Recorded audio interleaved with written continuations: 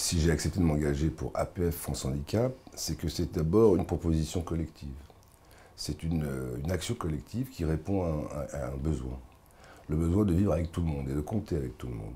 On apprend beaucoup et on comprend mieux la société qui nous arrive quand on vit avec tout le monde. Quelques exemples.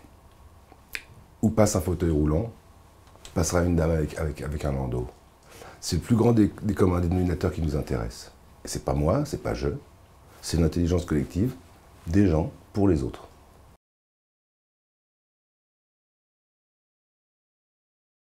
J'ai eu la chance de naître dans une famille en banlieue, avec des parents qui étaient syndiqués, qui suivaient tous les mouvements sociaux, qui se sont battus pour obtenir des droits, des acquis sociaux aujourd'hui qui ne ressemblent qu'à la France d'ailleurs.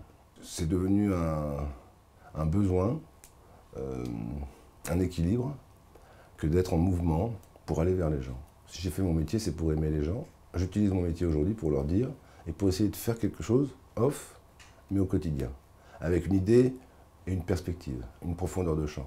On a toujours tendance à se méfier des effets d'annonce et on a raison. Ce qui compte, c'est les résultats. Les résultats, c'est pas moi qui les obtiens.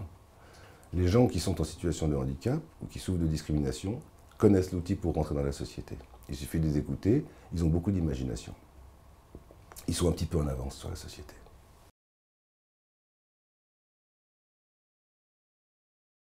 Je donne du mon temps si je sens que la démarche est construite, qu'il y a une pensée, qu'elle est préparée, que l'outil est prêt à rendre service et qu'il y a derrière un suivi.